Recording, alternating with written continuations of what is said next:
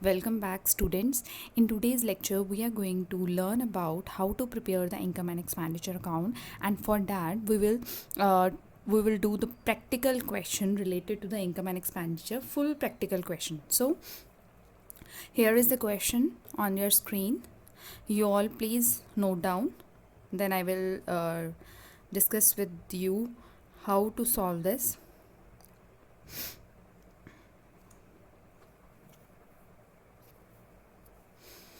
So students, in this question, receipt and payment account ਜਿਹੜਾ ਸਾਨੂੰ ਦਿੱਤਾ ਹੋਇਆ ਹੈ for the year ended 31st December 2018, ਉਹਨਾਂ ਰਿਲੇਟਡ ਜਿਹੜੀਆਂ ਵੀ ਰਿਸੀਟਸ ਹੈਗੀਆਂ ਉਹ ਸਾਨੂੰ ਦਿੱਤੀਆਂ ਹੋਈਆਂ ਇੱਕ ਸਾਈਡ ਤੇ, ਇੱਕ ਸਾਈਡ ਤੇ ਸਾਨੂੰ ਪੇਮੈਂਟ ਦਿੱਤੀਆਂ ਜੋ ਐਡਜਸਟਮੈਂਟ ਐਡੀਸ਼ਨਲ ਇਨਫੋਰਮੇਸ਼ਨ ਜਿਹੜੀ ਹੈ ਸਾਨੂੰ ਦਿੱਤੀ ਹੋਈ ਹੈ। ਸੋ ਇਹਨੂੰ ਅਸੀਂ ਜਿਹੜਾ ਵਾ ਇਹ ਤੋਂ ਕੀ ਹੈ ਰਿਸੀਟ ਐਂਡ ਪੇਮੈਂਟ ਤੋਂ ਇਨਕਮ ਐਂਡ ਐਕਸਪੈਂਡੀਚਰ ਅਕਾਊਂਟ ਜਿਹੜਾ ਉਹ ਬਣਾਉਣਾ। So income and expenditure account बनाने वास्ते ये एक फॉर्मेट मैं पहले तैयार किया हुआ है, ठीक है।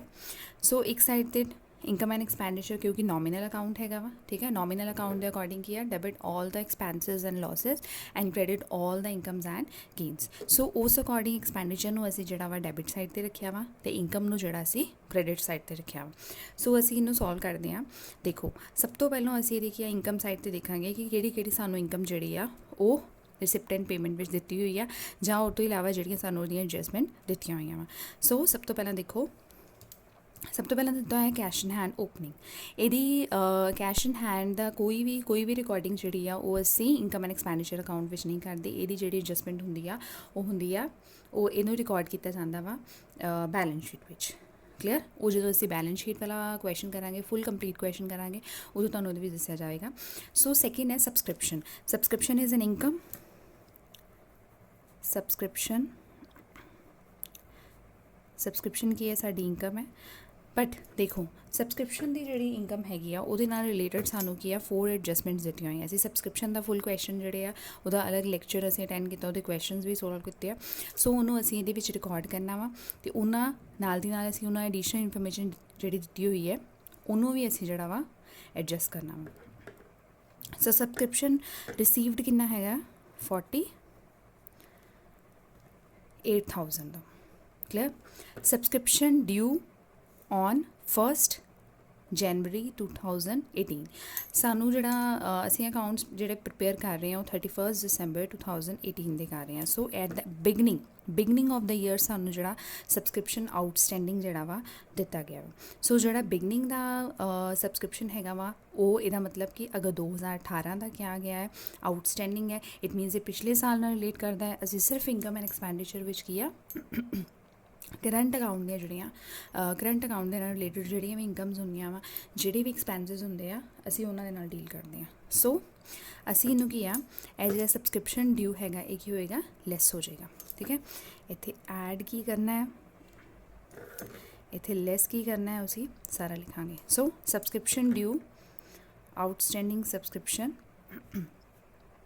ਅਸੀਂ ਇੱਥੇ ਲਿਖਣਾ ਆਊਟਸਟੈਂਡਿੰਗ ਲਿਖ ਦਿੱਤਾ 1st 2018 ਦਾ। ਇਟ ਮੀਨਸ ਇਹ ਕੀ ਆ ਮਾਈਨਸ ਹੋਏਗਾ।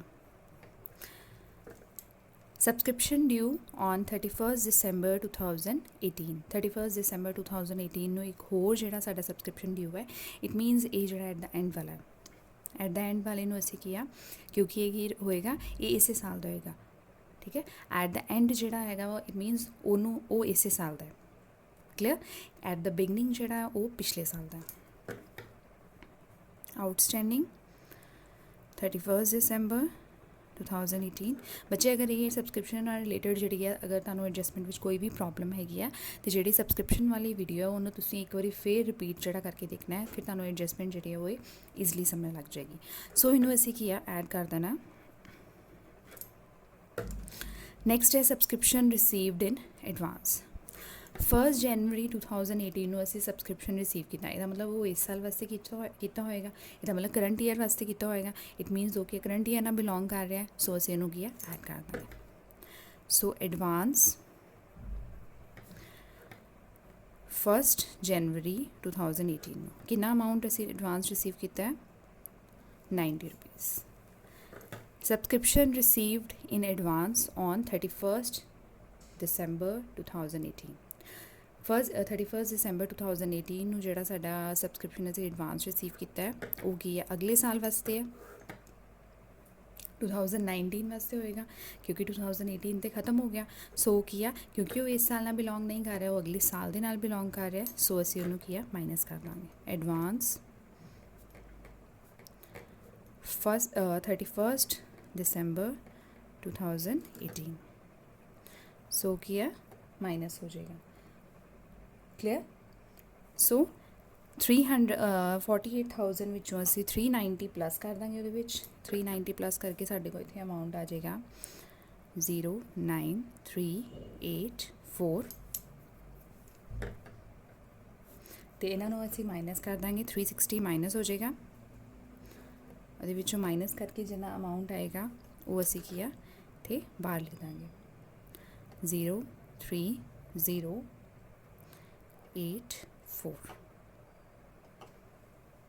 ਓਕੇ।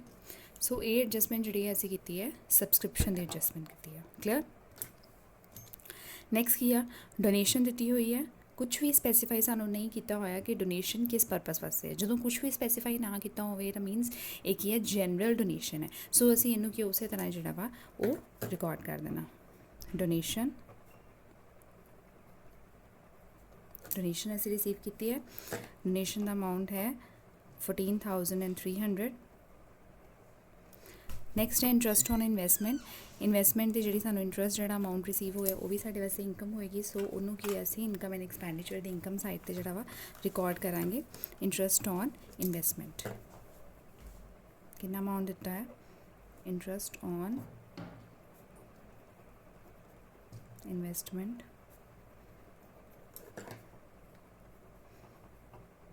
8,000। ਨੈਕਸਟ ਹੈ to proceed from charity show, ਮਤਲਬ ਕੋਈ ਚੈਰਿਟੀ ਸ਼ੋ ਜਿਹੜਾ ਵਾ ਉਸ ਆਰਗੇਨਾਈਜੇਸ਼ਨ ਨੇ ਜਿਹੜਾ ਵਾ ਆਰਗੇਨਾਈਜ਼ ਕੀਤਾ, ਸੋ ਉਸ ਚੈਰਿਟੀ ਸ਼ੋ ਵਿੱਚੋਂ ਵੀ ਸਾਨੂੰ ਕੁਝ ਇਨਕਮ ਜਿਹੜੀ ਹੋਈ ਹੈ ਉਹ ਵੀ ਸਾਡੇ ਵਾਸਤੇ ਇਨਕਮ ਹੈ। ਸੋ ਉਹਨੂੰ ਵੀ ਅਸੀਂ ਕੀ ਇੱਥੇ ਲਿਖਾਂਗੇ, ਪ੍ਰੋਸੀਡ ਫਰੋਮ ਚੈਰਿਟੀ ਸ਼ੋ। ਇਹ ਵੀ ਜਿਹੜੀ ਇੱਥੇ ਵਿੱਚ ਸਾਡੇ ਇਨਕਮ ਸਾਈਡ 'ਤੇ ਇਹਨੂੰ ਰਿਕਾਰਡ ਕੀਤਾ ਜਾਏਗਾ। ਇਹ ਤੋਂ ਇਲਾਵਾ ਸਬਸਕ੍ਰਿਪਸ਼ਨ ਵੀ ਹੋ ਗਈ, ਡੋਨੇਸ਼ਨ ਵੀ ਹੋ ਗਈ, ਇੰਟਰਸਟ ਔਨ ਇਨਵੈਸਟਮੈਂਟ ਵੀ ਹੋ ਗਿਆ, ਚੈਰਿਟੀ ਸ਼ੋ ਤੋਂ ਜਿਹੜੇ ਪ੍ਰੋਸੀਡਸ ਆਏ ਸੀ, ਜਿਹੜੀ ਇਨਕਮ ਹੋਈ ਸੀ ਉਹ ਵੀ ਅਸੀਂ ਰਿਕਾਰਡ ਕਰ ਲਈ। ਸੋ ਇਨਕਮ ਸਾਈਡ ਜਿਹੜੀ ਹੈ ਉਹ ਪੂਰੀ ਕੰਪਲੀਟ ਹੋ ਗਈ ਹੈ। ਕਲੀਅਰ। ਹੁਣ ਅਸੀਂ ਐਕਸਪੈਂਡੀਚਰ ਦੇਖਾਂਗੇ। ਸਭ ਤੋਂ ਪਹਿਲਾਂ ਐਕਸਪੈਂਡੀਚਰ ਵਿੱਚ ਕੀ ਦਿੱਤਾ ਹੋਇਆ ਸਾਨੂੰ, ਐਕਸਪੈਂਡੀਚਰ ਵਿੱਚ ਸਭ ਤੋਂ ਪਹਿਲਾਂ ਸਾਨੂੰ ਦਿੱਤਾ ਹੈ ਮੈਡੀਸਿਨਸ। ਸੋ ਮੈਡੀਸਿਨਸ ਕੀ ਆ, ਇੱਕ ਮਟੀਰੀਅਲ ਆ ਜਿਹਨੂੰ ਅਸੀਂ ਕੰਜ਼ਿਊਮ ਕਰ ਰਹੇ ਹਾਂ। ਠੀਕ ਹੈ। ਅਸੀਂ ਜਿਹੜੀ ਇੱਕ ਪਿਛਲੀ ਵੀਡੀਓ ਬਣਾਈ ਹੈ material calculation of material consumed, ਉਹਦੇ ਵਿੱਚ ਅਸੀਂ ਬੇਸਿਕ ਫਾਰਮੂਲਾ ਇਹਦਾ ਕੀਤਾ ਸੀ ਕਿ ਜਦੋਂ ਵੀ ਇੱਦਾਂ ਮਟੀਰੀਅਲ ਦੀ ਕੰਜ਼ੰਪਸ਼ਨ ਨੂੰ ਅਸੀਂ ਦੇਖਣਾ ਹੁੰਦਾ ਹੈ, ਅਸੀਂ ਕੀ ਕਰਦੇ ਹਾਂ, ਅਸੀਂ ਇੱਥੇ ਰਿਕਾਰਡ ਪਹਿਲਾਂ ਦੇਖਦੇ ਹਾਂ। ਰੁਕੋ, ਮੈਡੀਸਿਨਸ ਹੈ ਨਾ, ਮੈਡੀਸਿਨਸ ਦੇ ਨਾਲ ਰਿਲੇਟਡ ਹੈ ਨਾ, ਸੋ ਅਸੀਂ ਮਟੀਰੀਅਲ ਕੰਜ਼ਿਊਮਡ ਇੱਥੇ ਰਿਕਾਰਡ ਕਰਨਾ। ਉਹਦੇ ਵਾਸਤੇ ਸਾਡਾ ਓਪਨਿੰਗ, ਇਹ ਬੇਸਿਕ ਫਾਰਮੂਲਾ ਸੀ, ਓਪਨਿੰਗ ਮਟੀਰੀਅਲ, ਓਪਨਿੰਗ ਮੈਡੀਸਿਨ ਜਾਂ ਇੱਥੇ ਲਿਖ ਲੈਂਦੇ ਹਾਂ ਮੈਡੀਸਿਨਸ, प्लस परचेजिज अगर कुछ कीतियां सी during the year, minus closing material जिहड़ा सानू जिन्ना दिता होया। सो अगर असीं एडजस्टमेंट विच जिहड़ियां इन्हां ने एडिशनल इन्फॉर्मेशन दित्ती है ਉਹਦੇ ਵਿੱਚ ਸਾਨੂੰ ਉਹਨਾਂ ਨੇ ਸਟਾਕ ਆਫ ਮੈਡੀਸਨ ਦਿੱਤਾ ਹੈ ਕਿ 1 ਜਨਵਰੀ 2018 ਨੂੰ ਸਾਡਾ ਕਿੰਨਾ ਜਿਹੜਾ ਸੀ ਉਹ ਓਪਨਿੰਗ ਸਟਾਕ ਸੀ ਮੈਡੀਸਨਸ ਦਾ। ਸੋ ਓਪਨਿੰਗ ਸਟਾਕ ਮੈਡੀਸਨਸ ਦਾ ਕਿੰਨਾ ਸੀ, 9,000। ਠੀਕ ਹੈ। ਜੋ ਸਾਨੂੰ ਰਿਸਿਪਟੈਂਟ ਪੇਮੈਂਟ ਵਿੱਚ ਦਿੱਤਾ ਹੁੰਦਾ ਇਹਦਾ ਮਤਲਬ ਉਹ ਡਿਊਰਿੰਗ ਦ ਈਅਰ ਹੋਇਆ। During the year medicines purchase ਕੀਤਾ, ਇਟ ਮੀਨਸ ਇਹ ਕੀ ਆ, ਅਮਾਊਂਟ ਪੇ ਕੀਤਾ ਹੈ, ਅਤੇ ਇਟ ਮੀਨਸ ਇਹ ਕੀ ਹੋ ਗਿਆ, ਸਾਡਾ ਪਰਚੇਜ਼ਿਸ ਹੋ ਗਿਆ। ਸੋ ਇਹਨਾਂ ਨੂੰ ਕੀ ਅਸੀਂ ਪਰਚੇਜ਼ਿਸ ਵਿੱਚ ਐਡ ਕਰ ਦਾਂਗੇ। ਪਰਚੇਜ਼ਿਸ ਕਿੰਨੀਆਂ ਆ ਗਈਆਂ ਸਾਡੀਆਂ, 32,000। ਓਕੇ। ਐਂਡ ਕਲੋਜ਼ਿੰਗ ਸਟਾਕ ਕਿੰਨਾ ਦਿੱਤਾ, ਉਹ ਵੀ ਸਾਨੂੰ ਐਡੀਸ਼ਨਲ ਇਨਫੋਰਮੇਸ਼ਨ ਵਿੱਚ ਦਿੱਤਾ ਹੋਇਆ, ਉਹਨੂੰ ਅਸੀਂ ਮਾਈਨਸ ਕਰ ਦਾਂਗੇ 10,000।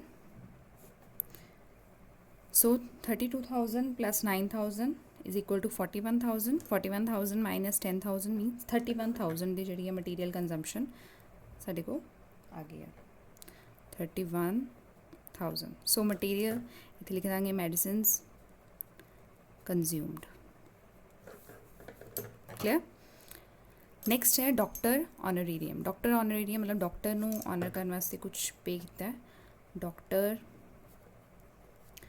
ऑनरेरियम कितना अमाउंट आया 8,000। नैक्सट सैलरी पे की है। अगर नाल दी नाल असीं देखना है कि कोई एडिशनल इन्फॉर्मेशन तो नहीं है उहदे नाल रिलेटेड, कोई इन्फॉर्मेशन नहीं दी हुई, ठीक है, कोई इन्फॉर्मेशन सानू गिवन नहीं हैगी, कोई इन्फॉर्मेशन अगर सानू गिवन नहीं हैगी तो फिर असीं की आ सीधा लिख देंगे सैलरी 25,000। नैक्सट है पैटी एक्सपेंसिस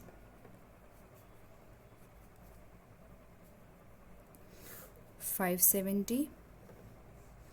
क्लियर। नैक्सट बच्चे देखो, नैक्सट है इक्विपमेंट। इक्विपमेंट सानू दिता होया है, ठीक है। इक्विपमेंट की है, ये साडा की है फिक्सड एसेट है। सो फिक्सड एसेट ते असीं जिहड़ा वा वो डेप्रीसीएशन देखनी हुंदी है कि विच डेप्रीसीएशन कितनी दित्ती हुई है। सानू फिक्सड एसेट जिहड़ा वा उहदा ओपनिंग बैलेंस जिहड़ा हैगा है वो सानू एडजस्टमेंट विच इत्थे जिहड़ा वा ना इत्थे इक्विपमेंट है, मेडिसिन नहीं है, मेडिसिन का ऊपर कैलकुलेशन असीं कर लीए। सो एस्टीमेटेड वैल्यू मेडिसिन की दी हुई है, ओपनिंग स्टॉक दिता होया है तो क्लोजिंग दिता होया है, ठीक है। तो जिन्ना असीं ड्यूरिंग द ईयर जिहड़ा उहते खर्चा किया वो भी सानू दिता होया। सो असीं इहदी कैलकुलेशन करांगे कि इत्थे मतलब इक्विपमेंट क्योंकि फिक्सड एसेट है, सो फिक्सड एसेट जिहड़ा एक्चुअल विच ते जिहड़ा बैलेंस शीट विच ही आउंदा है, बट अगर कोई इत्थे डेप्रीसीएशन हैगी है, ठीक है, उन्होंने असीं इत्थे रिकॉर्ड करांगे। सो इहदी डेप्रीसीएशन की कैलकुलेशन असीं जिहड़ी है उन्होंने करांगे। सो असीं वर्किंग नोट्स जिहड़े आ इहदे बना लांगे। सपोज अगर इत्थे देखो इक्विपमेंट का सानू ओपनिंग बैलेंस कितना दिता होया है, असीं इत्थे कैलकुलेट करांगे ओपनिंग बैलेंस। ये वर्किंग नोट्स विच तुसीं इन्हां नूं करोगे, वर्किंग नोट्स है ओपनिंग बैलेंस ऑफ इक्विपमेंट कितना अमाउंट है 21,500 दिता होया सानू, प्लस परचेजेस कितनियां हैगियां इहदियां परचेजेस असीं इक्विपमेंट ते 16,000 इट मीनस वो ऐड हो जाएंगे। कितना अमाउंट आ गया 00573 37,500। नैक्सट है ਉਹਦਾ क्लोजिंग ਜਿਹੜਾ ਵਾ क्लोजिंग बैलेंस ऑफ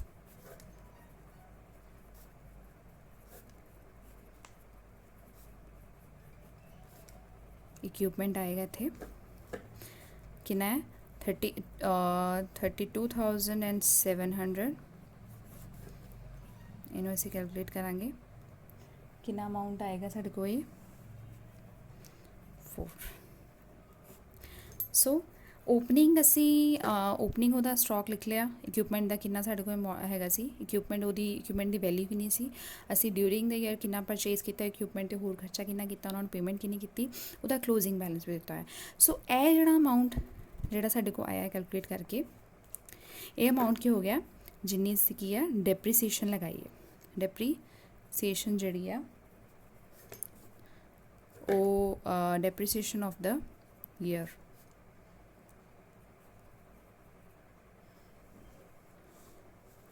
क्लियर। ये सीगी इक्विपमेंट ते जो डेप्रीसीएशन, क्योंकि इक्विपमेंट जिहड़ा फिक्सड एसेट है उहदी एक्चुअल विच जिहड़ी कैलकुलेशन होनी आ, जिहड़ा भी उहदा अमाउंट आएगा उहदा बैलेंस शीट विच आएगा। सो बैलेंस शीट विच जदों असीं बैलेंस शीट विच असीं लिखांगे उदों असीं की करांगे जिहड़ी भी इक्विपमेंट की वैल्यू साडी होएगी उहदे विचों असीं की आ माइनस कर दांगे किनू डेप्रीसीएशन। क्लियर। तो इनकम एंड एक्सपेंडिचर विच सिर्फ तो सिर्फ असीं डेप्रीसीएशन दी लिखांगे अमाउंट। सो इत्थे असीं लिखांगे डेप्रीसीएशन on इक्विपमेंट की डेप्रीसीएशन कितनी है साड़ी कितनी से कैलकुलेट की 4800। क्लियर। नेक्स्ट है by expenses on the charity show. Expenses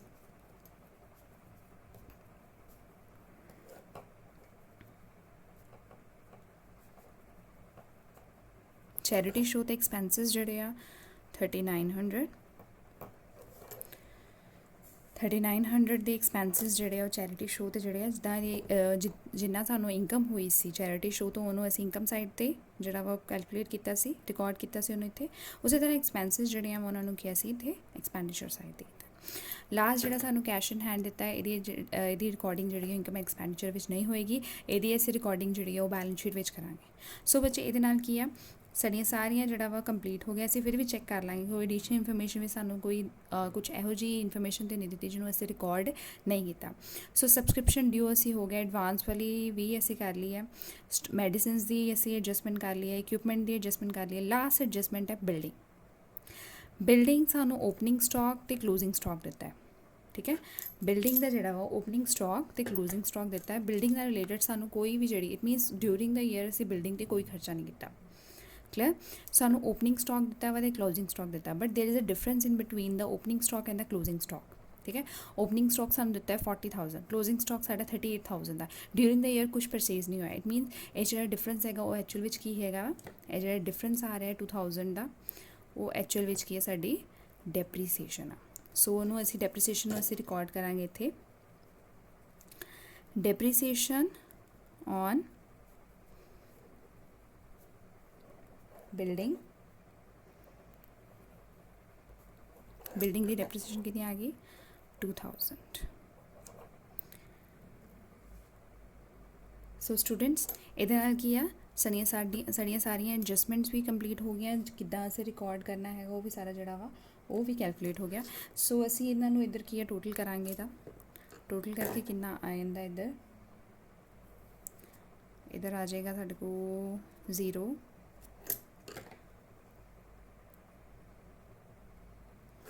3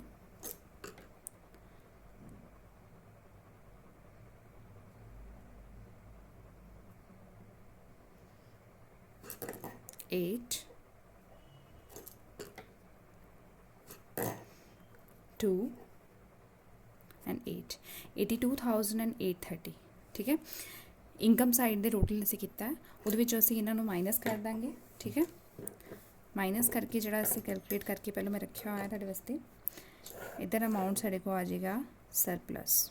it means ਜਿਹੜੀ ਇਨਕਮਸ ਹੈਗੀਆਂ ਵਾ ਉਹ ਕੀ ਆ ਸਾਡੀ ਐਕਸਪੈਂਡੀਚਰਸ ਤੋਂ ਜ਼ਿਆਦਾ ਹੈ। 82,830 ਵਿੱਚੋਂ ਅਸੀਂ ਮਾਈਨਸ ਕਰਾਂਗੇ ਸਾਰੀਆਂ ਅਮਾਊਂਟਸ ਨੂੰ ਤੇ ਸਾਡੇ ਕੋਲ ਸਰਪਲਸ ਆ ਜਾਏਗਾ 7560, ਠੀਕ ਹੈ।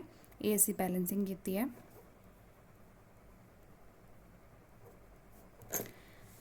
ਇਹ ਜਿਹੜਾ ਸਰਪਲਸ ਹੋਏਗਾ ਜਦੋਂ ਅਸੀਂ ਬੈਲੈਂਸ ਸ਼ੀਟ ਪ੍ਰਿਪੇਅਰ ਕਰਾਂਗੇ, ਬੈਲੈਂਸ ਸ਼ੀਟ ਵਿੱਚ ਜਿਹੜਾ ਵਾ ਇਹਨੂੰ ਐਡ ਕੀਤਾ ਜਾਏਗਾ, ਕੈਪੀਟਲ ਵਿੱਚ ਇਹਨੂੰ ਐਡ ਕੀਤਾ ਜਾਏਗਾ, ਇਹ ਜਿਹੜਾ ਸਰਪਲਸ ਹੋਏਗਾ, ਕਲੀਅਰ। ਸੋ ਅੱਜ ਅਸੀਂ ਬੱਚੇ ਡਿਸਕਸ ਕੀਤਾ ਹੈ complete question income and expenditure ਨਾਲ ਰਿਲੇਟਡ। ਇਨਕਮ ਐਂਡ ਐਕਸਪੈਂਡੀਚਰ ਵਿੱਚ ਇਨਕਮ ਸਾਈਡ 'ਤੇ ਅਸੀਂ ਸਾਰੇ ਇਨਕਮਸ ਅਤੇ ਐਕਸਪੈਂਡੀਚਰ ਸਾਈਡ ਵਿੱਚ ਸਾਰੀ ਐਕਸਪੈਂਡੀਚਰਸ ਜਿਹੜੀਆਂ ਵਾ ਉਹਨਾਂ ਰਿਕਾਰਡ ਕਰਦੇ ਹਾਂ। ਮੇਨ ਜਿਹੜੀ ਤੇਰੀਆਂ ਮੇਜਰ ਐਡਜਸਟਮੈਂਟਸ ਉਹ ਤੁਹਾਨੂੰ ਸਬਸਕ੍ਰਿਪਸ਼ਨ ਦੀ ਪਤਾ ਹੋਣੀ ਚਾਹੀਦੀ, ਅਸੀਂ ਇਹਦੇ ਨਾਲ ਰਿਲੇਟਡ ਇੱਕ ਵੀਡੀਓ ਬਣਾਈ ਹੈ। ਤੁਹਾਨੂੰ ਮਟੀਰੀਅਲ ਦੀ ਕੰਜ਼ੰਪਸ਼ਨ ਨੂੰ ਅਸੀਂ ਕਿੱਦਾਂ ਕੈਲਕੂਲੇਟ ਕਰਨਾ ਵਾ ਉਹ ਤੁਹਾਨੂੰ ਪਤਾ ਹੋਣਾ ਚਾਹੀਦਾ ਹੈ। ਬਾਕੀ ਐਕਸਪੈਂਸਿਸ ਦੇ ਨਾਲ ਰਿਲੇਟਡ ਅਗਰ ਕੋਈ ਆਊਟਸਟੈਂਡਿੰਗ ਹੈ, ਕੋਈ ਅਗਰ ਸੈਲਰੀ ਦਿੱਤੀ ਉਹਦੀ ਆਊਟਸਟੈਂਡਿੰਗ ਜਾਂ ਐਡਵਾਂਸ ਆ ਉਹਦੀ ਐਡਜਸਟਮੈਂਟ ਅਸੀਂ ਕਰਾਂਗੇ ਨਾਲ। ਡੈਪਰੀਸੀਏਸ਼ਨ ਕਿੰਨੀ ਆ, ਕਿਹੜੇ ਇਕਵਿਪਮੈਂਟ 'ਤੇ ਕਿੰਨੀ ਆ, ਉਹ ਸਾਰੀ ਐਡੀਸ਼ਨਲ ਇਨਫੋਰਮੇਸ਼ਨ ਵਿੱਚ ਅਸੀਂ ਦੇਖਾਂਗੇ। ਸਭ ਕੁਝ ਜਿਹੜਾ ਦੇਖਦੇ ਹੋਏ ਜਿੱਦਾਂ ਇਹਦੇ ਵਿੱਚ ਕੀ ਹੈ ਬਿਲਡਿੰਗ ਦਾ ਰਿਲੇਟਡ ਕੋਈ ਇਨਫੋਰਮੇਸ਼ਨ ਨਹੀਂ ਸੀ, ਬਟ ਐਡੀਸ਼ਨਲ ਇਨਫੋਰਮੇਸ਼ਨ ਵਿੱਚ ਬਿਲਡਿੰਗ ਦਾ ਸਾਨੂੰ ਐਡਜਸਟਮੈਂਟ ਦਿੱਤੀ ਹੋਈ ਸੀ। ਸੋ ਅਸੀਂ ਉਹਦੀ ਡੈਪਰੀਸੀਏਸ਼ਨ ਜਿਹੜੀ ਉਹਦੇ ਅਕੋਰਡਿੰਗ ਕੈਲਕੂਲੇਟ ਕੀਤੀ ਆ। ਸੋ ਅਸੀਂ ਸਾਰਾ ਜਿਹੜਾ ਧਿਆਨ ਰੱਖਣਾ ਹੈ ਇਨਕਮ ਸਾਈਡ 'ਤੇ ਇੰਟਰਸਟ ਔਨ ਇਨਵੈਸਟਮੈਂਟ, ਜਿਹੜੀ ਇਨਵੈਸਟਮੈਂਟ ਕਿੰਨੀ ਆ, ਅਗਰ ਇਨਵੈਸਟਮੈਂਟ ਸਾਨੂੰ ਉੱਦਾਂ ਦਿੱਤੀ ਹੁੰਦੀ ਤਾਂ ਉਹ ਇਨਵੈਸਟਮੈਂਟ ਅਸੀਂ ਇੱਥੇ ਰਿਕਾਰਡ ਨਹੀਂ ਕਰਨੀ ਸੀ। ਅਸੀਂ ਸਿਰਫ ਇੰਟਰਸਟ ਔਨ ਇਨਵੈਸਟਮੈਂਟ ਰਿਕਾਰਡ ਕੀਤਾ ਹੈ ਕਿਉਂਕਿ ਅਸੀਂ ਸਿਰਫ ਰੈਵਨਿਊ ਆਈਟਮਸ ਨੂੰ ਜਿਹੜਾ ਇੱਥੇ ਰੈਵਨਿਊ ਆਈਟਮਸ ਨੂੰ ਹੀ ਰਿਕਾਰਡ ਕਰਦੇ ਇਨਕਮ ਐਂਡ ਐਕਸਪੈਂਡੀਚਰ ਅਕਾਊਂਟ ਵਿੱਚ, ਕਲੀਅਰ। ਅਤੇ ਜਿਹੜੀ ਇਹਦੀ ਇਨਵੈਸਟਮੈਂਟ ਐਕਚੁਅਲ ਵਿੱਚ ਆਉਣੀ ਸੀ ਉਹ ਕੀ ਬੈਲੈਂਸ ਸ਼ੀਟ ਵਿੱਚ ਆਏਗੀ। ਅਸੀਂ ਜਦੋਂ ਕੁਐਸਚਨ ਬੈਲੈਂਸ ਸ਼ੀਟ ਨਾਲ ਰਿਲੇਟਡ ਕੰਪਲੀਟ ਕੁਐਸਚਨ ਕਰਾਂਗੇ with the income and expenditure and with balance sheet, ਉਹ ਤੁਹਾਨੂੰ ਹੋਰ ਕਲੀਅਰ ਹੋ ਜਾਏਗਾ। ਸੋ ਅੱਜ ਅਸੀਂ ਆਪਣੇ ਲੈਕਚਰ ਵਿੱਚ ਜਿਹੜਾ ਉਹ ਇਨਕਮ ਐਂਡ ਐਕਸਪੈਂਡੀਚਰ ਬਣਾਉਣਾ ਸਿੱਖਿਆ। ਆਈ ਹੋਪ ਤੁਹਾਨੂੰ ਸਭ ਨੂੰ ਹੀ ਕਲੀਅਰ ਹੋਏਗਾ। Okay, we will continue with another lecture of the non-profit organization. Till then, thank you very much.